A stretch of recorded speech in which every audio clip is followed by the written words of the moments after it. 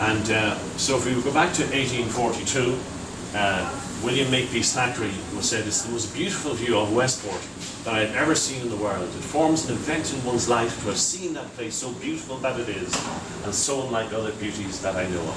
So he waxed lyrical about the town. However, 150 years later, the situation is very different. This is when Paul, just when you came 23 years ago. This is exactly what I saw. I actually saw this and I drove out. Drove out. There you go. Was that your car? Yeah. Yes, I said. They're really good old days. Romantic and beautiful. But so by the early 90s, like most of the country, I must say, Westport was not realising its tourism potential. This is our main civic space, the Octagon, really, and it just was completely underperforming.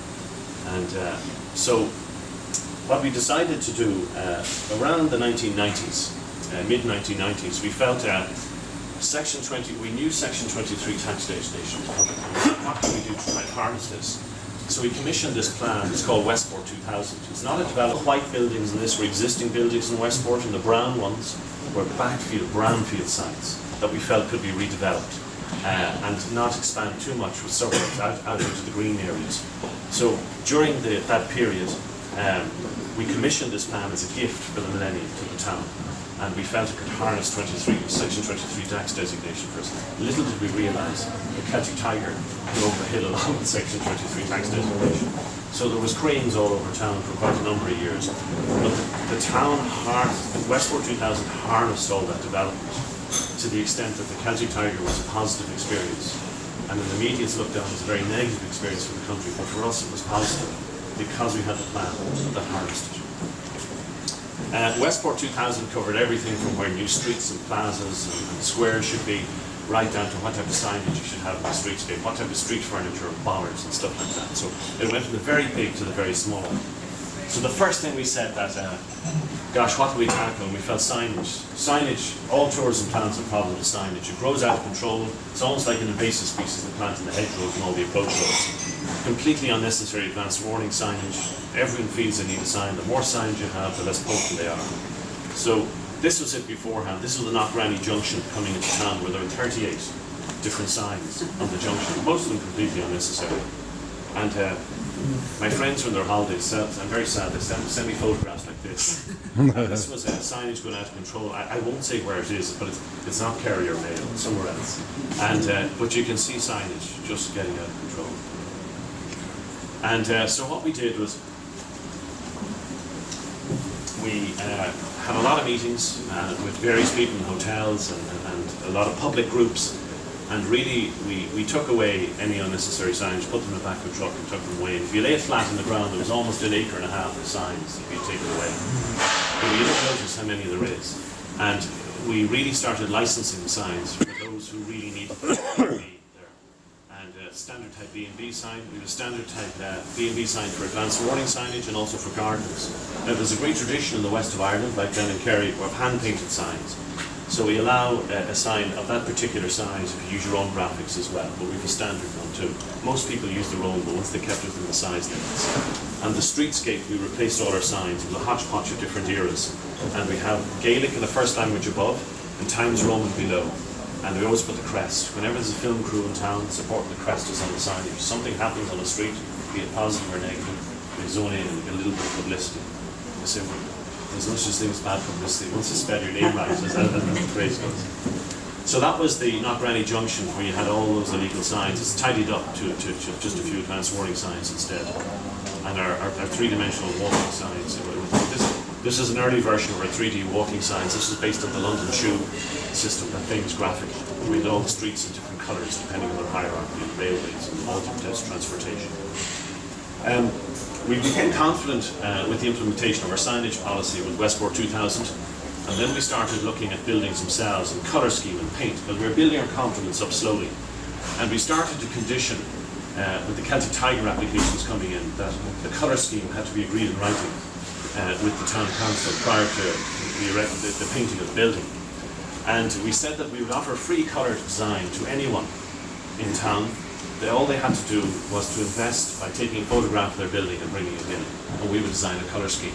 And colour is great because you spend about €300 on the outside of your building. People say, gosh, it's fresh and it looks very well. You spend 30 grand on the interior and fit out, and people wouldn't know the difference. So you get a lot of bang for your buck for colour. So this is a simple colour scheme before and after, and the difference it makes. You know, people say, do you like to control the colour? We're not really into controlling. We want people to repaint their buildings often, keep them fresh and tidy. The actual colour is sometimes really almost is not that important. For instance, this is Tom Braun. He came in, he said, Simon, I have a new colour scheme. It's going to be yellow, purple, green, pink and orange. I said, my God, you know.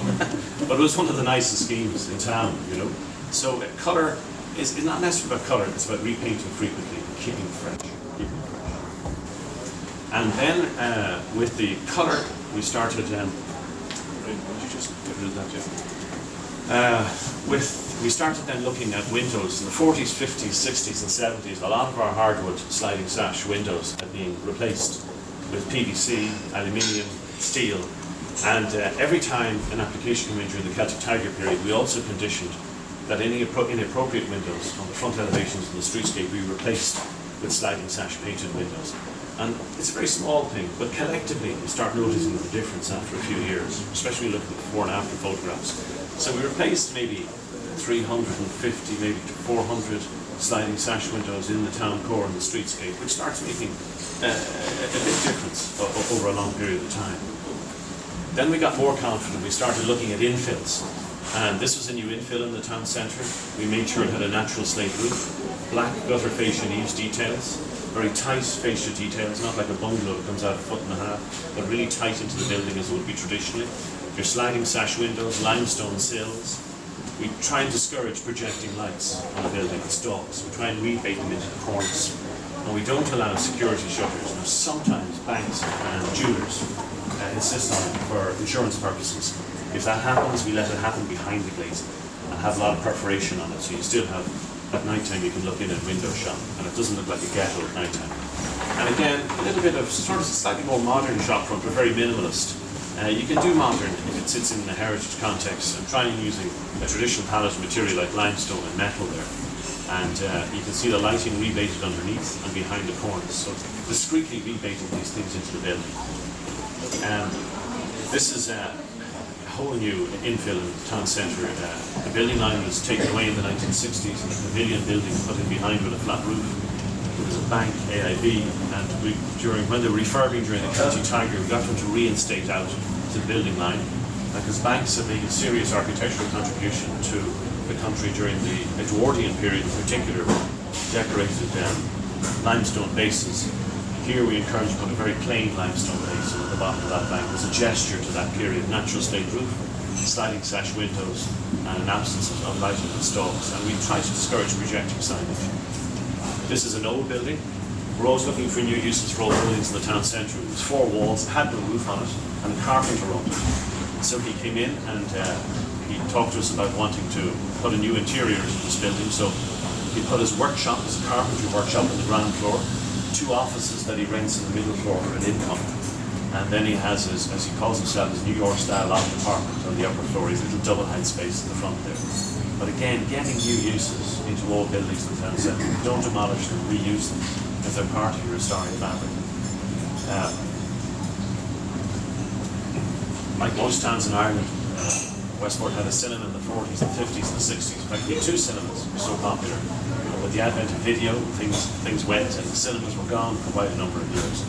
And during the Celtic Tiger, they're becoming more popular. And we were approached by one cinema provider, I think there's only 2 in the country, to build a cinema in the town. So we offered a competition. We offered a lease, and for the 2 providers to propose the design of the building and also the money they'd give for the lease. And this was the most successful of the 2. This cinema would end up being built. It's very important that it's right in the town centre. It's just across the car park where you walk to it. Most cinemas in Ireland are 3 miles outside the town centre with an ugly metal box around about 300 car parking spaces. We wanted to be able to walk to the cinema in the town centre, despite it being the private sector's important civic building, making that positive social contribution to the town core. And again, a little bit modern in the backgrounds as well. we tried to refurbish as much as we could in the town centre. There was a demand for housing. We had to expand into greenfield sites in the periphery. And this is one of the biggest schemes built during the Celtic Tiger. It's right on the edge of the urban centre of the town. We reduced the size of the backyard with the private spaces and collectively put that space into a big square in the centre. It's a bit like a Georgian principle, where you have a large square that everyone shares. You have a sense of community in this development. And instead of one type of housing like semi-Ds where you all get newlyweds moving in, there's apartments, there's 2, 3, 4 and 5 bedroom houses. So you get multi-generational occupation, big families, young couples starting off, grandparents. And then you have a little office complex nearby with the obligatory creche during the Celtic Tiger period. So you can actually rent an office nearby. So you can walk back and forth, a little shop in the corner to prevent all those journeys for the pint of milk into town in the evening. So you have very much a self-contained community there. And so that, if I draw a line down there to the left, that was built during the Celtic Tiger, but this is now starting to come online now. It ceased for a number of years, this development, in terms of being built, but it's coming online again. We were also looking for intensification of housing in the town centre. Some of the old housing stock in Altamont Street had very long gardens. So we started looking at doubling up the density by having terraces to the rear with access to the front. Sheltered housing, essentially. So we started developing along with the private sector, and people could come in if they wanted to develop their back gardens. So you have a secondary terrace going behind, because this land wasn't used for the town centre. But it gives, again, more residential in the town core. They're not retreating to the suburbs, people at 6 o'clock when the town is dead. You must have stock of people in the town centre. It's very good in terms of policing and passive surveillance. If people are there in the evening looking at windows from upper floors, you're less likely to manage social behaviour. So this was our, just going back to Westport 2000, this was the academic exercise showing all the backlands that could be developed, and this is the reality that happened during the Celtic Tiger. 10 years ago, you could, 15 years ago, you could only walk along the main streets. All the backland routeways and snickleways and arches were all blocked up in the 40s, 50s and 60s. And what we did through granting higher densities to developers, we got new pedestrian routeways. And all those red arrows are new pedestrian routeways crisscrossing the town centre, realising more development potential in the backlands, developing more areas of brownfield sites. You get more residential on the upper floors in the town centre and more commercial on the ground floor. So your commercial square footage is increasing all the time, making the whole town more viable in the town centre. The blue circles are where we purchased lands just before the Celtic Tiger period, the short term for car parking, but they're really a canvas for the future for more development, more pedestrianised streets, more plazas, market buildings, whatever things we're developing over the next few decades. So it's important that we secured that canvas at a very early stage. Unfortunately, we did before things really started rising in prices in the town centre. So you have this whole series of routeways back and forth, making the town a much more livable, vibrant sort of community. There's one of those new streets, Market Lane. You can see residential on the upper floors there. On the ground floor, you have commercial. Pretty high density schemes. And of course, when you've no car on the street, look what happens. You get people spilling out onto the streetscape. It's safe for kids. It's safe for communities. Now you need to have the car at the same time. The car is important. It brings customers and business to town. But it's where you put the car, not immediately in the town core, but in car parks in the periphery. Whoops. Yeah, so that's Market Lane. And again, passive surveillance, balconies in there for people looking down. And these were Celtic Tiger developments, but we tried to make sure the square footage was big enough. So when the tax incentives ran out, that they would be desirable for either owner-occupiers or long-term rental at least. These are works in the streetscape. This is the Octagon. This is before. This is my job. About 5% of my job is design. 95% of my time is spent talking, convincing people things will be okay. Especially times like this, as you can see, outside your shop is being developed hugely. And so it's all about talking to people, and communication is really what a lot of it's about. And we spent a minimal amount of time really compared to at the board compared to the amount of time we spent out administering contracts and talking to the public about various projects that are going to happen. And that's the same scheme after. And you know, that scheme on the Octagon, every time you take away a car parking space in the town centre, you get huge benefit. Now you can put it somewhere else in the periphery, but this was a Georgian building with Victorian alterations. There was 2 car parking spaces there. When you take it away, you have a view of a lovely period building in the town centre. It's a very positive thing in terms of tourism as well as the quality of the town centre. You get the disabled ramp in, you have underground the overhead wires, and you have decorative lighting there. So every time you take away a little bit of that space from the car and give it back to the people, it improves the quality of your town and your product that you have to sell hugely. Planting. We used to think we planted beautiful plants. This is the way we planted back in the 90s and the early 90s. And it's very Victorian style planting where you have mono species of plant in mono colour. And when you win the National Tidy Towns, as you know so well, the department in Dublin send you on the European circuit to compete against the best in Europe. And we ended up in the municipality of Limoges, France. And I brought some slides over, and they were very big horticultural people. And I said, "What do you think of our planting?" They said, "Can I have a look?" And I showed them a photograph. I said, "No, it is not nice," they said. I said, "Gosh, what do you mean there? I thought it was beautiful." "And we'll show you how to plant," they said. "And we'll come to Ireland." And of course, this was great crack in the pub and a few drinks. And of course, we got the phone call a few months later. "We are coming over to Ireland." And sure enough, they arrived. They arrived with a van full of bulbs, and they planted, and we had a great time. Got them a few Irish coffees, and they went home. But it's only after they went home and things started to grow did we realise what was happening. And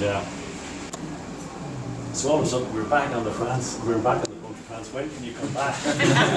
So they came back to us 3 years in a row, and they showed us how to plant this continental style, which is very popular in the continent, but it was very ahead of our time. This was 5 or 6 years ago, and they trained our horticultural staff how to do that, and they've been planting like that ever since.